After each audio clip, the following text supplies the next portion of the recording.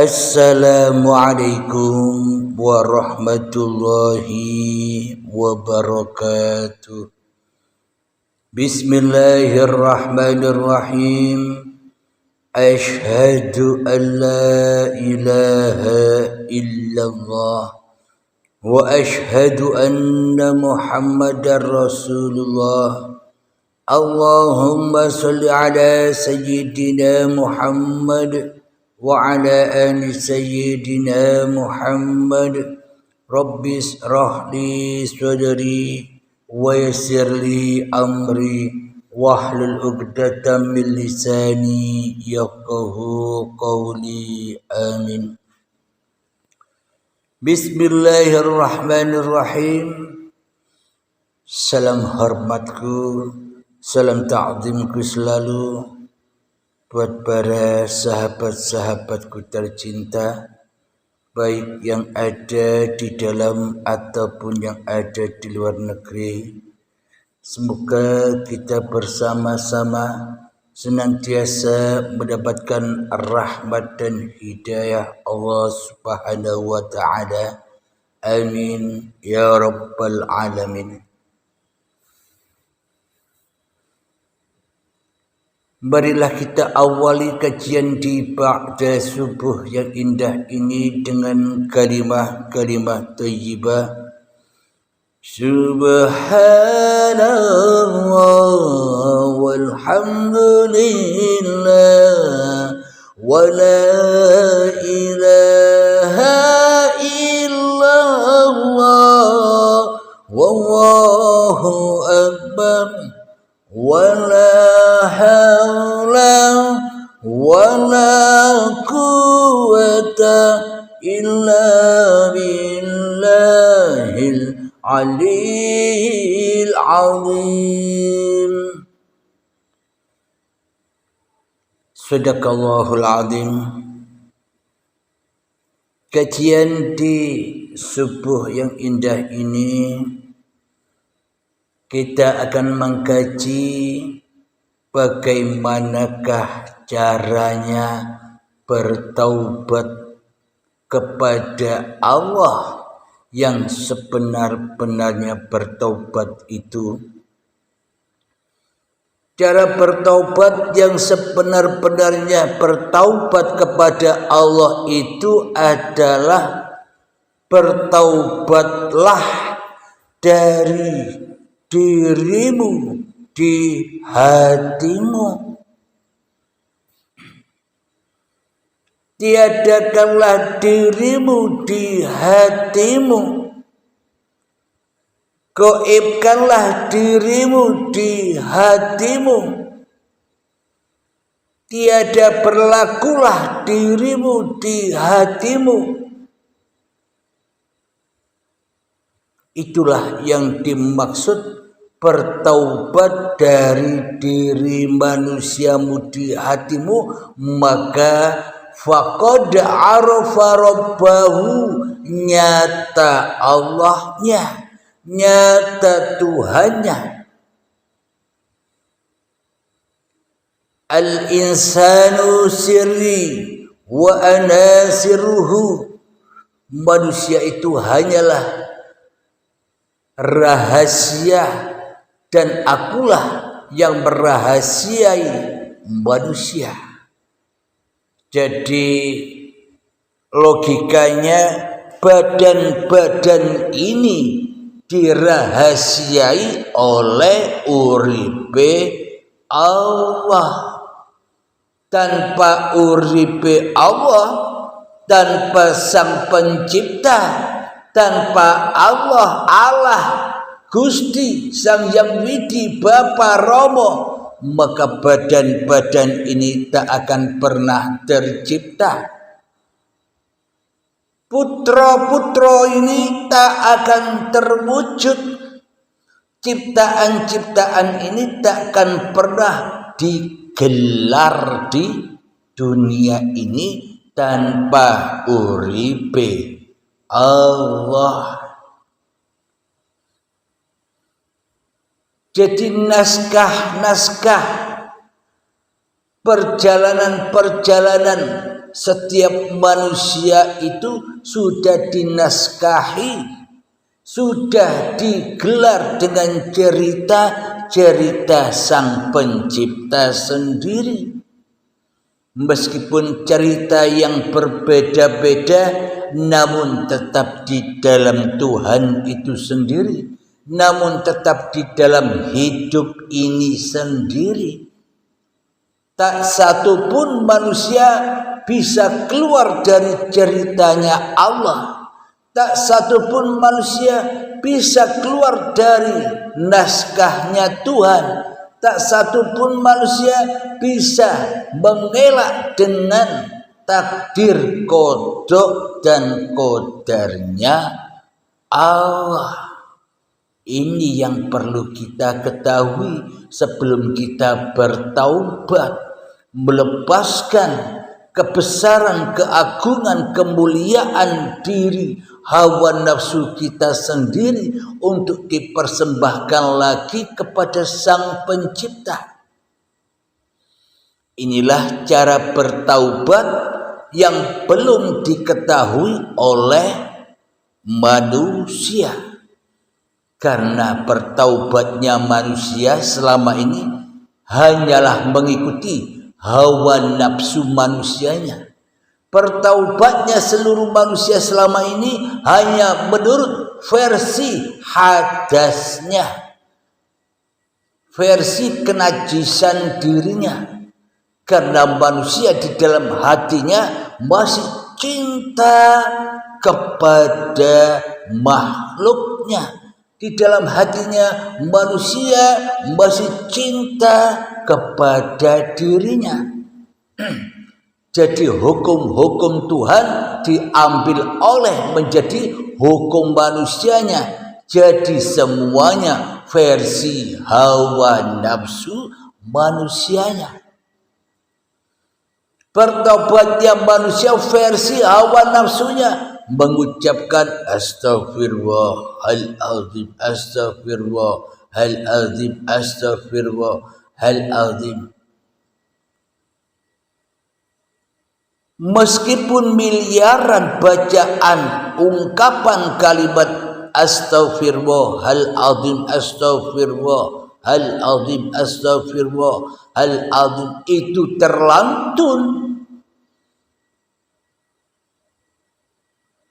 akan tetapi di dalam diri kita masih diri manusia kita sendiri yang mampu, yang wujud, yang hidup, yang berkuasa atas bacaan-bacaan itu.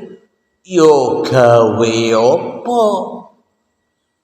Percum dan tak bergun, tak ada manfaat dan faedahnya, kecuali manfaat dan faedahnya untuk hawa nafsunya sendiri, untuk sombong-sombongan, untuk bangga-banggaan. Aku bisa zikir sebanyak ini, aku bisa istighfar sebanyak ini, pasti aku diampuni oleh Allah. Itu kan pengertian hawa nafsu kita sendiri. Bertambahnya bacaan istighfar yang kita lantunkan itu tidak akan menghapus kesalahan dan dolimin kita, dosa-dosa kita terhadap Tuhan, malah tambah dosa, tambah jauh, tambah sombong, tambah bangga, tambah lebih besar lagi kemanusiaannya di dalam hatinya. Itulah bertaubat versi hawa nafsu.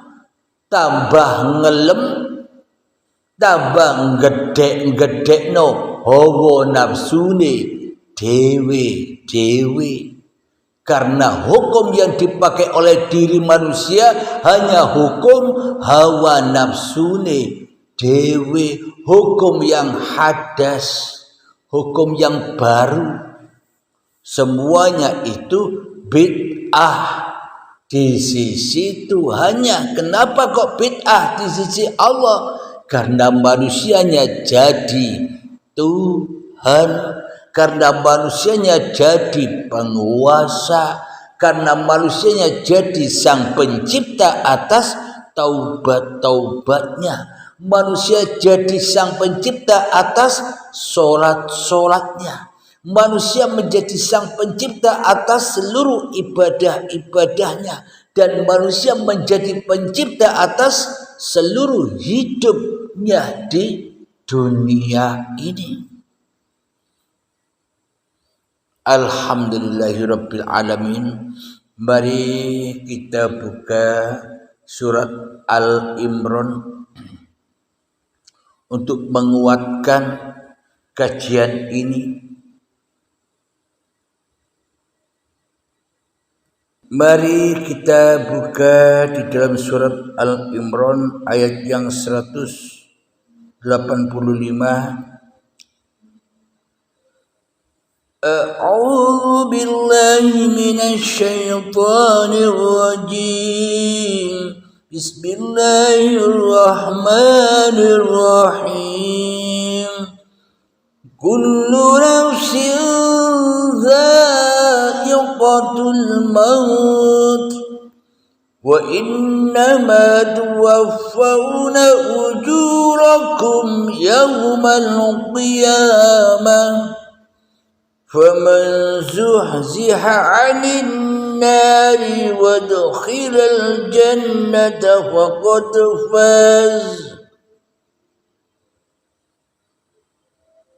وما الحياة الدنيا إلا متاع الغرور.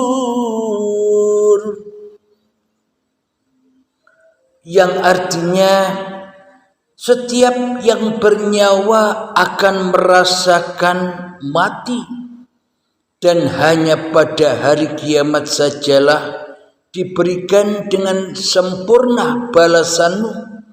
Barang siapa dijauhkan dari neraka dan dimasukkan ke dalam surga, sungguh dia memperoleh kemenangan. Kehidupan dunia hanyalah kesenangan yang memperdaya. Sadaqallahul azim.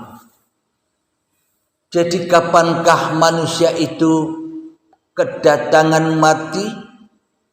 Manusia kedatangan mati ketika manusia mensekutukan Tuhannya di dalam hatinya dengan dirinya sendiri. Kapankah manusia itu mati? Ketika manusia murtad kepada Tuhannya, putus terhadap Tuhannya di dalam hatinya karena manusianya mengikuti hawa nafsunya. Kapankah manusia itu dikatakan mati? Ketika manusianya ingkar kepada Tuhannya di dalam hatinya. Manusia lebih mengimani, lebih mempercayai, lebih meyakini iblis kedirian diri manusianya, yakni memperturutkan hawa nafsunya di dalam hatinya daripada Tuhannya. Inilah kematian bagi manusia ini.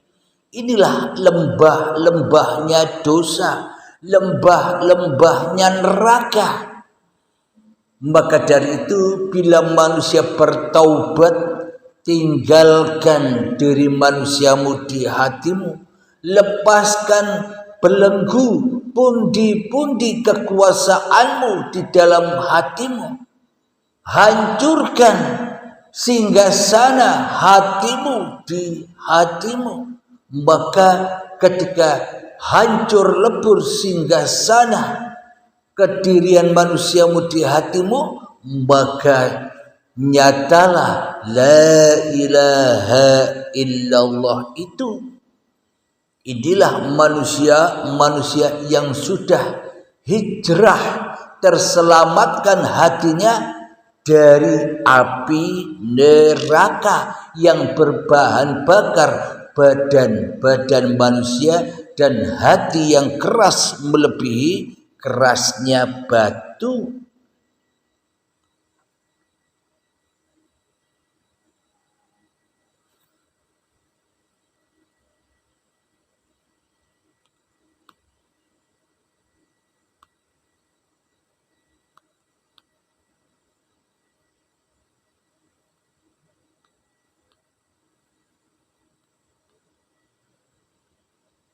Itulah cara-cara agar kita bertaubat kepada diri kita di hati kita. Maka bila kita sudah melepaskan diri kita di hati kita, maka terbang bebaslah roh setiap manusia menuju ruhullah.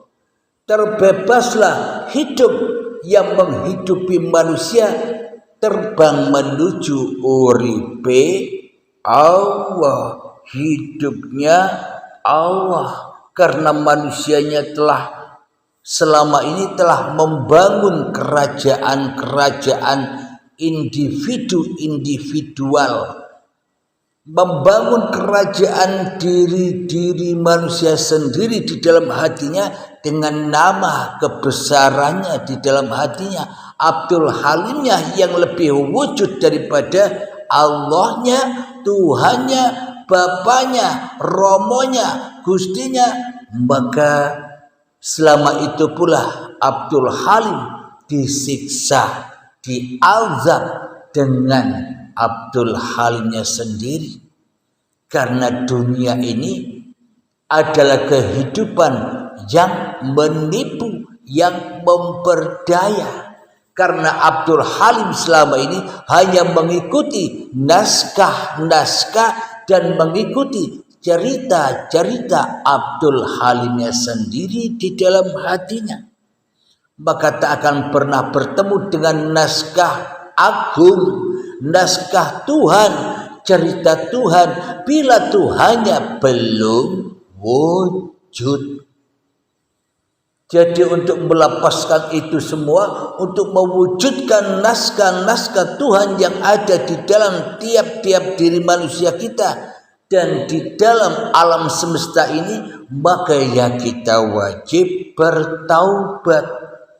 Bertaubat dari dirimu di hatimu agar bisa kembali ke rahmatnya Allah, terbang bebas secepat kilat, secepat kedipan mata menuju Sang Pencipta. Disitulah awal suatu kebahagiaan yang abadi, kebahagiaan yang kekal.